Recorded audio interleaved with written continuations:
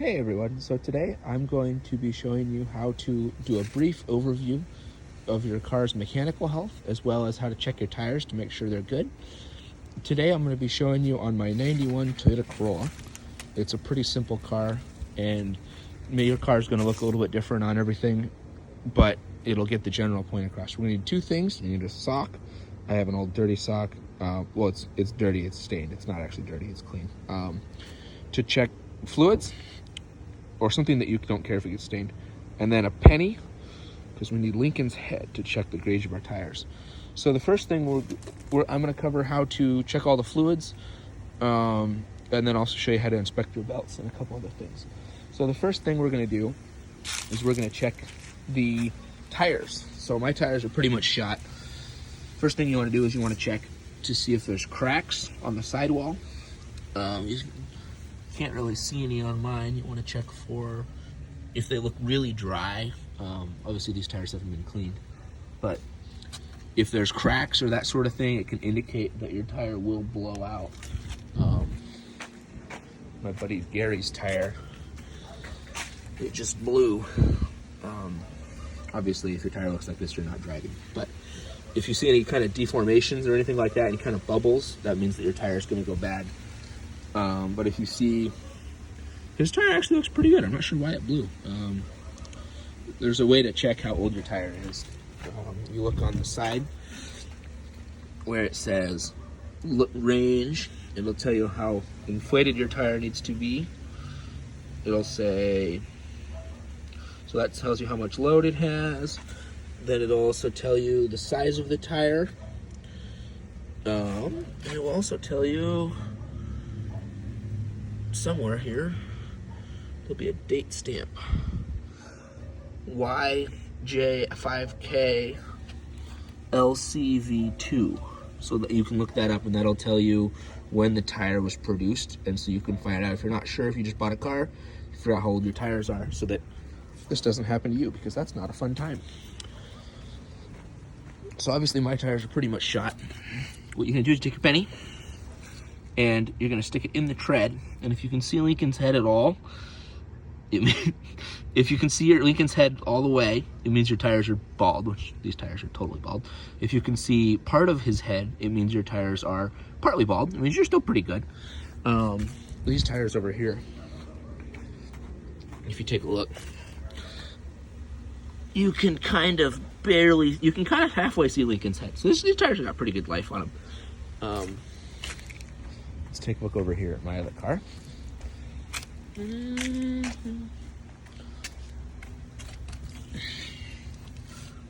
So you can just barely not see the top of his head. These tires are pretty low profile tires, so different cars will have different width of tire. And so the thinner the width, generally the less tread's going to be on it from the factory. So even though these are pretty close to needing to be changed, I could still probably get away with them for a bit. One more thing you want to check is if your rim, make sure it's a circle.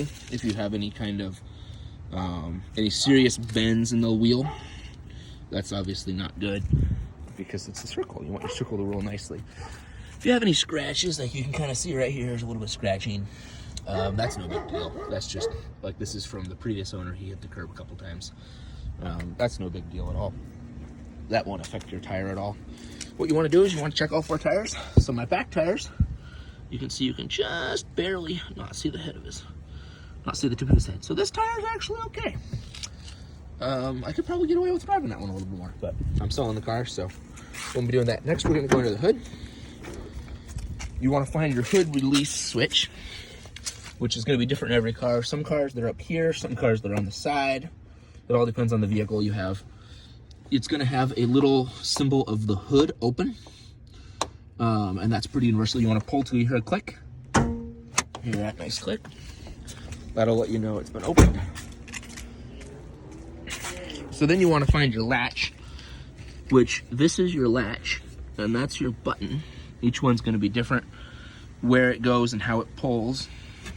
So on this one, pull up on it, and that frees the hood. Then you got to get your hood stand, and you got to locate the hole that one's my hole. Some of them will have a little indicator, a little sticker saying this is where the hood stand goes. Mine you can tell just because it's nice and scratched. So I'm gonna put that up real fast.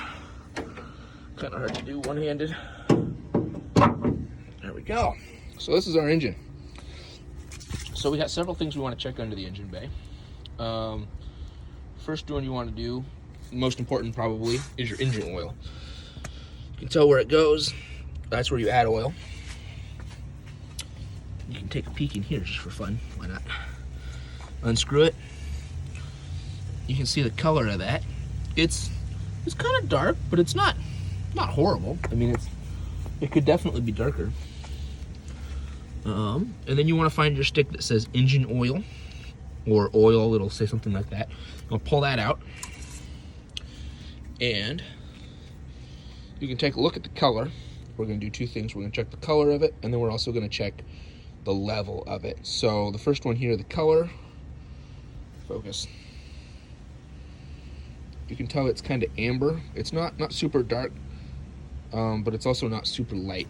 If I go over here, is that? Come on. Okay. So get your towel. You want to wipe off your dipstick so you can see where it has a L and an F. In my particular car, it says L and F. That means low and full. So then we want to stick it in again. Find your dipstick hole right there. Put it in. Pull it out again, and you want to see the level of it. So it looks like I actually have too much oil in my car. So I probably did it wrong when I did the oil change. Put a little too much. Also, depending on your vehicle, you can have oil in the pump, in the filter, that will not be in the filter when it's cold, and so it'll give you a different reading. But you want to be pretty close to there. Better to check it when it's warm. I haven't driven this car today, so it's obviously cold. The other thing you want to check with any of your fluids is you want to check it for flakes. If you see any metal flakes in it, I just changed this oil recently, but if you see any metal flakes in your oil, that's an indication that your engine is starting to eat itself. So that's not a good day. Usually means your engine's going to seize pretty quickly. So definitely change your oil if you see flakes. The next one, transmission fluid. This car is an automatic. It's got this little pink stick. Usually it's pink. It'll say tranny fluid on something like that. If you have a manual car, it won't say anything. You will not have this because you do the shifting yourself. There's just a little bit of fluid in the box. So you want to check this fluid. See, it's kind of pink. It's good color. You want it pink. Again, you want to check for sparkles. You want to make sure there's nothing in it. Transmission fluid doesn't get changed very often, so you don't usually have to check for leaks, unless obviously your car is puddling underneath the car. Unless your car is leaking fluid and you know it is, which most people won't be able to know. Put it in again, take it out. Same thing, it's about the same level. Should be all right. Next thing we want to check is coolant. So the transmission fluid helps the transmission shift smoothly. Obviously, if you're doing a manual car, you're the one doing the smooth shifting, and that's what the clutch is for. The engine oil helps the engine run because it's on a circular basis, and so it helps all the parts stay lubricated so they don't grind. The next one to check is the coolant. So this is my coolant overflow tank. Everyone will have a different one. It's got a little valve so that it can put out extra. It'll be in the radiator and also in the coolant reservoir tank. I'll pop this out if we can get it open. I might have to twist it depending on the one, I'm not sure. I haven't done this one very often.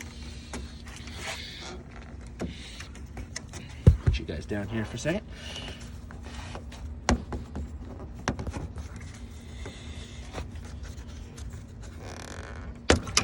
There we go.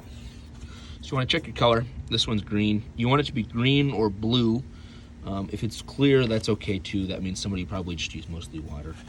If it is brown or black, it means you want your colors of your coolant to look like a Seahawks jersey. You don't want it to look like a 49ers jersey. If it starts looking brown or gold or anything like that, it means you have rust somewhere in the system. And it's not necessarily the end of the world. It just means that probably you have an old radiator, or maybe there was some corrosion at some point. Just usually a good idea then to go to your mechanic and ask him to change your coolant. Shouldn't be more than like $50 to have them change out your coolant. And there's something you can add to it. No, not really a big deal, but just something to make sure that your car cools well. If your coolant is low, so you want to make sure it's at a good level. There's markings on it. I've never been able to find them on this car of where the recommended fill level is. You want to make sure between that. If it's too low, you just pop this cap off again on your car to look a little bit different, and you add 50-50 mixture of coolant to water. If you add just water, it can freeze, and if you add just coolant, it's a little too thick, and also it's more expensive. If your car's running really low on water or coolant, like my buddy's car was starting to go, and it kept burning coolant. He probably had a blown head gasket, but he just kept adding water because he knew it would get burned up so fast. It's a waste of money to add coolant. So that's something that you throw in a pinch. One more thing is the power steering fluid. Again, if you guys are checking all of these fluids, you're going to be an expert in no time here. So you want to check it, make sure it's an amber color or clear, or like a really light brown. If you see it's black or it's like really dark brown, that's an indication that your fluid is starting to eat the O-rings, and so you have an issue potentially down the road somewhere. Again, it's not the end of the world. It's more if you find sparkles in something, that's letting you know that something's beating into life, and you'll have a problem down the road. Most of the stuff's pretty self-explanatory. Last thing you want to check is your belts. This car, they're really easy to see, which is why I was doing the example on this one, but some cars, they're a little bit more hidden. You want to check the belts for if they're tight. So this one, I just did it not too long ago. I can't hardly move it very much. If you can really move your belt, or if your car squeaks when you turn it on, that means usually you have a loose belt. There's things to do on that, which we'll get into in a different video, but you want to make sure there's no cracks.